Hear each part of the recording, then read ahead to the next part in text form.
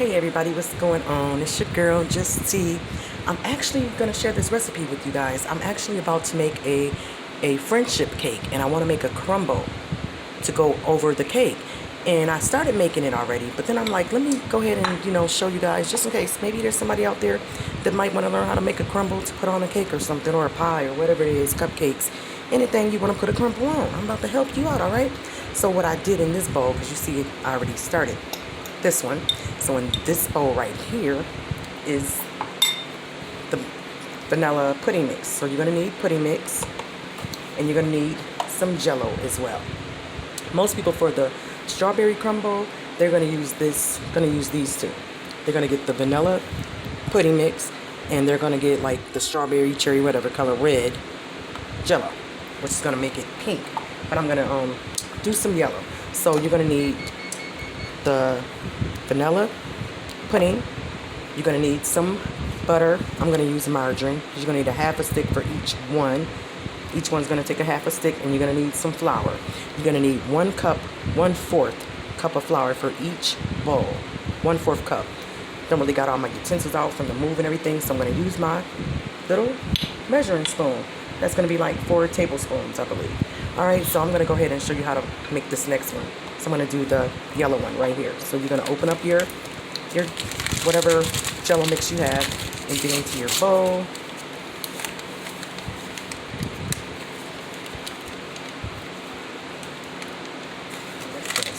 Good. And you're going to need your butter. Let me get a knife.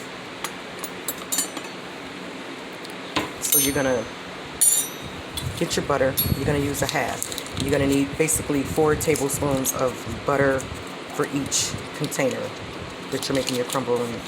So with the stick of butter, you're just going to have to just cut it in half.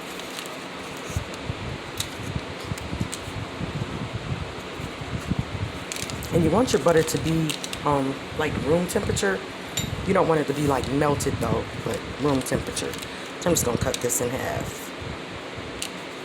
I'm going to put half in here.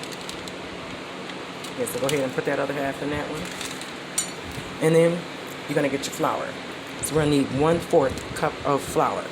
So I'm going to do 4 tablespoons of flour.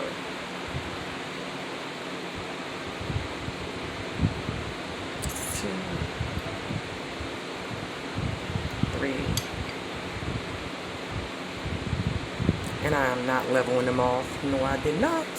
And then basically what you're going to do is you're going to just get your fork, and you're just going to be pushing down in there, getting it all incorporated in the jello and the flour mixed together basically. Try not to get flour everywhere, because I get flour all over the place, I swear. It probably look like I'm going slow, because I am.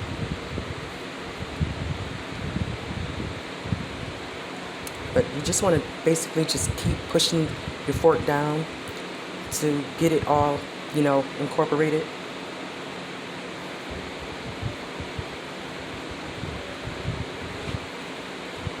And you're going to do that with each bowl, each jello, and with your pudding.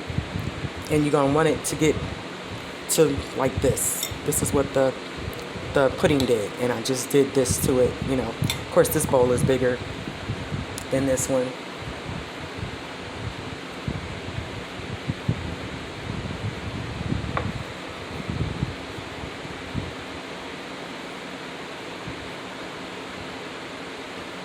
I'm getting this all over the place. Lord help me.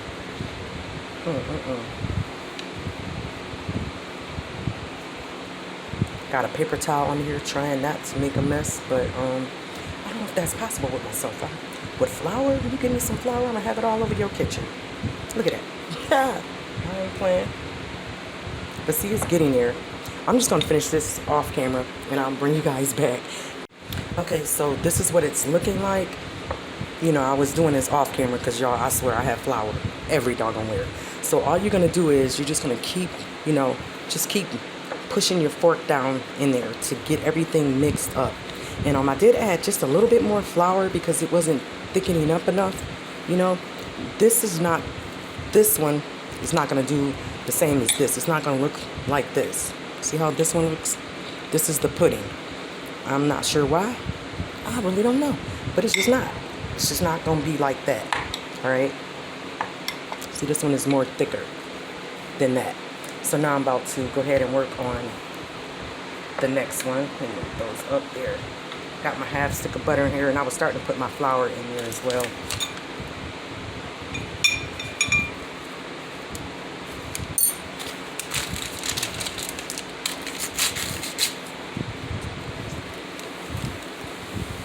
Yeah, I'm not really a baker, guys. Like, give me some food, you know, some soul food or something. Nah, I cook my way all around that kitchen. Baking, I can bake, but that's not something that I like to do all the time. So, 2. I'm gonna do them a little bit at a time. So now I just have to add one more in here. But then you just want to push them down. Just push it down. I see that. Trying to get it all over the place. Yep, and you're just pushing it down, mixing it all in. And get the butter and the flour and that jello all incorporated with one another.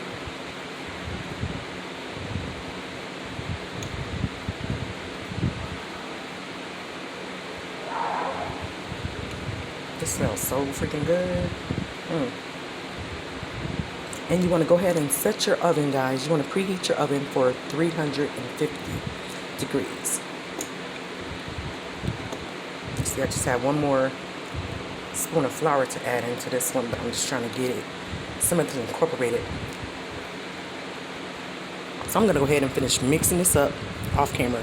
So like I said, this is all you have to do is just keep mixing everything, okay? Then I'll bring you guys over when we're ready for the next step. I'll bring you guys back. Okay guys, so I'm back. So what I went ahead and did was I just covered my sheet tray with some foil. It's just a habit, I always do it. If you don't have parchment paper, you can also use just foil. Just spray some Pam or some type of, you know, cooking spray on that so it doesn't stick to it. But I have some parchment paper, so I'm just going to lay that on there.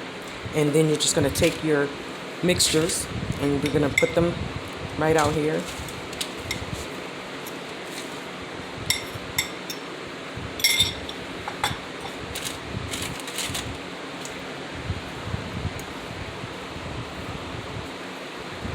These out here as well.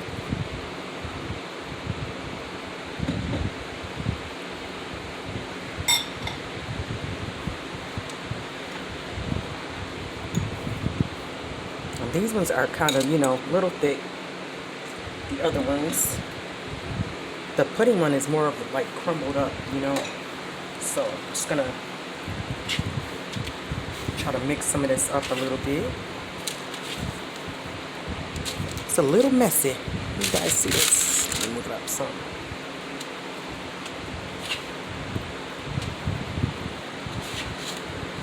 Then we're just gonna spread it out, and I'm just trying to mix them around with one another a little bit. I feel like some Play-Doh. Like I feel like a big old kid right about now, playing in some Play-Doh or something.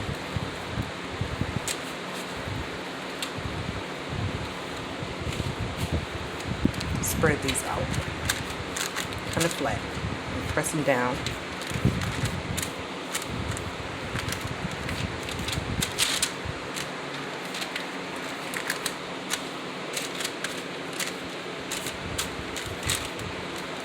And we're going to put these in the oven. Like I said, you want to preheat your oven for 350, and you're going to put them in there to bake for about 6 minutes, 6 to 7 minutes, somewhere around there. You don't want to bake more than that, because then you're just going to burn it up.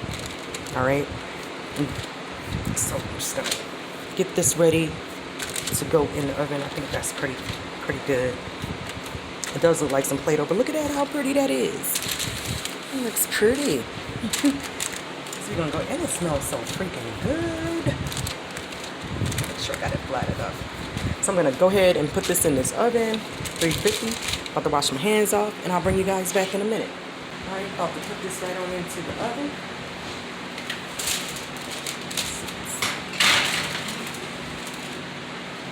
About 6 to 7 minutes, and I'll bring you guys back. Okay, welcome back, guys. So I just took this out of the oven. I had it in there on 350 degrees Fahrenheit. I had it in there for about 7 minutes, and now I've taken it out. So I'm gonna just let it cool off for about 30 minutes. Then once it cools off, I'm going to put it in the refrigerator for about 30 minutes, somewhere around there, because we need the butter and everything to come back together. You know how butter gets hard and stuff, you know, when it's in the refrigerator. So that's what we want. So we can put it in our food processor to grind it up to make the crumbles. So once I get done, you know, letting it cool off for 30 minutes, I'm going to put it in the refrigerator for another 30 minutes, and then I'm going to come back and we're going to, you know, move over to the next steps, all right? So I'll see you guys back here in about an hour. Okay, guys, so I went ahead and took that crumble out of the refrigerator. Mine was in there for probably like an hour because I had some stuff to do. So I baked it in the oven for 7 minutes, let it cool off for about a half an hour, put it in the refrigerator. You want to keep yours in there at least for a half an hour. And now I'm just breaking it up because I'm going to just ground it up now. And then you're going to also want it to dry out once you're done with this process as well, because it's still kind of moist. Oh, sorry about that, guys. My little processor was acting up, so I wanted to stop it. I didn't want to bore you guys with that, but just gonna grind it up. Stop it first.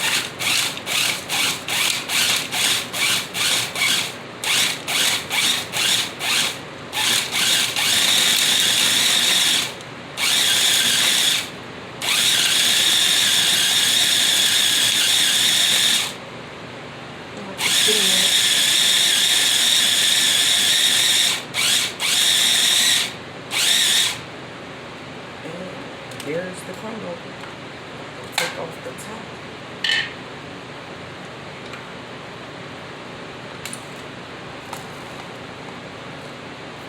That's what it looks like.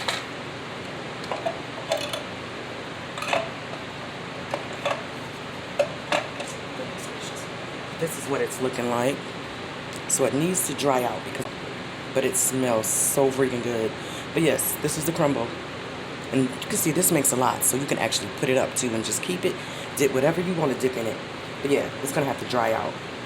Okay, guys, so welcome back. So I went ahead and I chopped up the crumbles, and I just got them in a Ziploc bag because I want to dry them out some. But this is what they look like. They taste good too, y'all. I tasted them; they are good. And I can taste the lemon because I also had a lemon jello in there, and I can taste it. But this is what it looks like. I'm gonna make a cake and put it right on there. So I hope you guys enjoyed this video, and as always, I hope you all stay blessed and have an awesome rest of your day. It's just tea, y'all. I'm out. I'm about to crumble on out. Yeah, that wasn't funny. My bad. It really wasn't. It was not.